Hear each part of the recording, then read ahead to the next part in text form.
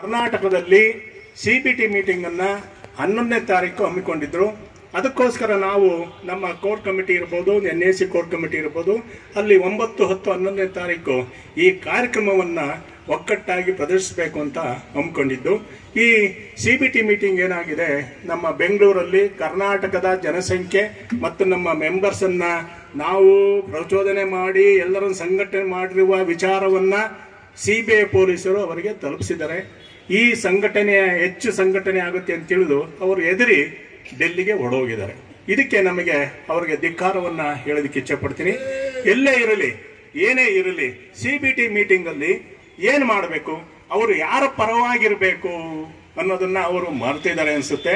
ಅವರೆಲ್ಲ ಕಾರ್ಮಿಕರ ಪರವಾಗಿಲ್ಲದೆ ವಿರೋಧವಾಗಿ ಕೆಲಸ ಮಾಡುವಂತ ಮಾಡ್ತಾ ಇದ್ದಾರೆ. ಯಾರ ದುಡ್ಡಲ್ಲಿ? ನಮ್ಮ ದುಡ್ಡಲ್ಲಿ.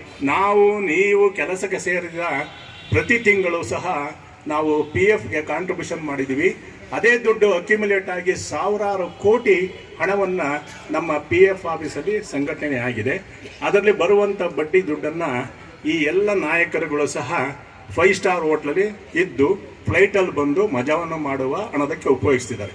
ಅದೇ ನಾವು ಏನು ಹಣವನ್ನ ಕಟ್ಟಿದಂತ ಜನ ಏನ್ ಮಾಡ್ತಿದೀವಿ ಅಂದ್ರೆ, ಬಿಸಿಲಲ್ಲಿ ನಿಂತ್ಕೊಂಡಿದೀವಿ, ಕೂತ್ಕೊಳ್ಳೋದಕ್ಕೆ ಚೇರ್ ಇಲ್ಲ, ಸರಿಯಾಗಿ ನಮಗೆ ಊಟ ಮಾಡೋದಕ್ಕೂ ಸಹ ನಮ್ಮ ಕಾರ್ಮಿಕರಿಗೆ ಅನುಕೂಲಗಳಿಲ್ಲ. ಇಂತಹ ಪರಿಸ್ಥಿತಿಯಲ್ಲಿ ನಮ್ಮ ಸಂಘಟನೆ ಏನ್ ಮಾಡ್ತಾ ಇದೆ, ನಾವು ಈಗ ಎಲ್ಲ KSRTC ಇರ್ಬೋದು, BMTC ಇರ್ಬೋದು, ITI, HMT ಏನೇನು ಸಂಘಟನೆಗಳಿದೆ, ಬೆಂಗಳೂರು ಕರ್ನಾಟಕದಲ್ಲಿ 126 ಸಂಘಟನೆಗಳಿವೆ.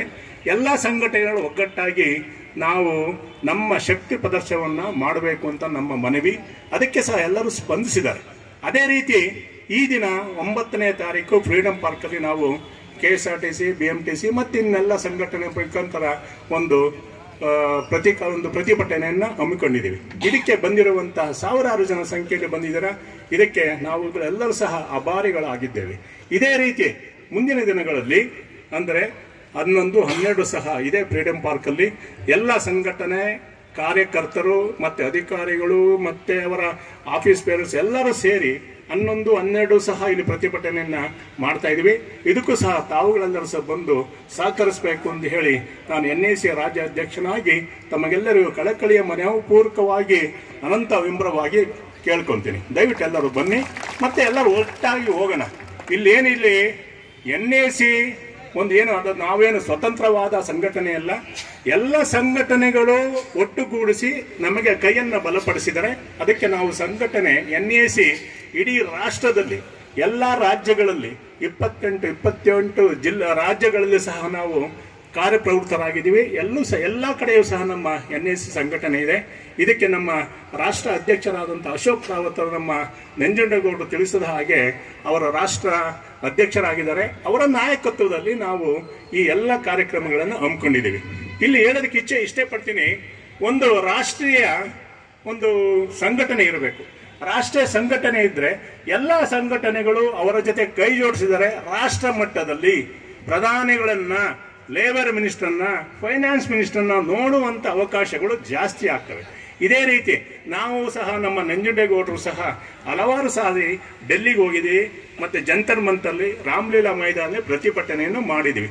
ರಾಷ್ಟ್ರಾದ್ಯಂತ ಲಕ್ಷಾಂತರ ಜನರು ಸಹ ಇದೇ ರೀತಿ ಬಂದು ಎಲ್ಲರೂ ಸಹ ಒಗ್ಗಟ್ಟಾಗಿ ಎಲ್ಲ ಕೈ ಜೋಡಿಸಿದ್ದಾರೆ. ಮತ್ತೆ ಅವರ ಪ್ರತಿಭಟನೆಯನ್ನ ಕೂಗನ್ನು ಹಾಕಿದ್ದಾರೆ. ಈ ಕೂಗು ಪ್ರೈಮ್ ಮಿನಿಸ್ಟರ್ ಅವ್ರಿಗೂ ತಲುಪಿದೆ, ಆದ್ರೆ ಅವರಿಗೆ ಸ್ವಲ್ಪ ಕಿವಿ ಮಂದ ಅಂತ ನನ್ನ ಅನಿಸಿಕೆ. ಕಿವಿ ಮಂದ. ಅದೇ ರೀತಿ ಲೇಬರ್ ಮಿನಿಸ್ಟರ್ಗೂ ಸಹ ನಾವು ಹೋದಾಗ, ಈ ಮೊನ್ನೆ ಹೋದ ತಿಂಗಳು ಸಹ ನಾವು ಲೇಬರ್ ಮಿನಿಸ್ಟರ್ನ ಮನ್ಸೂರು ಮಾಡಿ ನೋಡಿದೀವಿ. ನಾನು ಮಾಡ್ಕೊಡ್ತೀನಿ, ನೀವ್ಯಾರು ಇಂಜರಿ ಬೇಡಿ ಮತ್ತೆ ಅಸಂತಟವರಾಗಬೇಡಿ, ನಾನು ಮಾಡ್ಕೊಡ್ತೀನಿ ಅಂತ ಹೇಳಿದ್ದಾರೆ. ಮತ್ತೆ ಅವರೊಂದು ಬೇಡಿಕೆಯನ್ನ, ಅವರೊಂದು ಏನಪ್ಪ ನಮ್ಗೆ ಹೇಳಿದ್ರು ಅಂದ್ರೆ, ಈಗ EPS ಪೆನ್ಷನ್ದಾರರಿಗೆ ಬರುವಂತ ಪೆನ್ಷನ್ ಬಹಳ ಕಡಿಮೆ ಇದೆ. ಅದಕ್ಕೆ ನಾನು ನನ್ನ ವತಿಯಿಂದ ಅಂದ್ರೆ ಲೇಬರ್ ಡಿಪಾರ್ಟ್ಮೆಂಟ್ ಇಂದ 3,000 ರೂಪಾಯಿ ಕೊಡುವಂತಹ ಯೋಚನೆ ಮಾಡ್ತಾ ಇದ್ದೀನಿ ಅಂತ ನಮಗೆ ತಿಳಿಸಿದ್ರು. ಆದ್ರೆ ನಾವು 3,000 ರೂಪಾಯಿ ಸಾಕಾಗಲ್ಲ. ಅದರ ಬದಲು ಏನ್ ಮಾಡಿ, ಗಂಡನಿಗೆ 3,000 ಕೊಡಿ, ಹೆಂಡತಿಗೆ 3,000 ಕೊಡಿ ಅಂತ ಒಂದು ಬೇಡಿಕೆಯನ್ನು ಸಹ ಇಟ್ಟಿದ್ದೀವಿ. ನನ್ನ ಒಂದು ಅನಿಸಿಕೆ, ನಿಮ್ಮೆಲ್ಲರ ಪರವಾಗಿ ನಾನು ಮತ್ತೆ ನಮ್ಮಲ್ಲಿ ರಾಷ್ಟ್ರೀಯ ಕಾರ್ಯಕಾರಿ ಸಮಿತಿ ನಡೀತಾ ಇದೆ 11, 12ಕ್ಕೆ.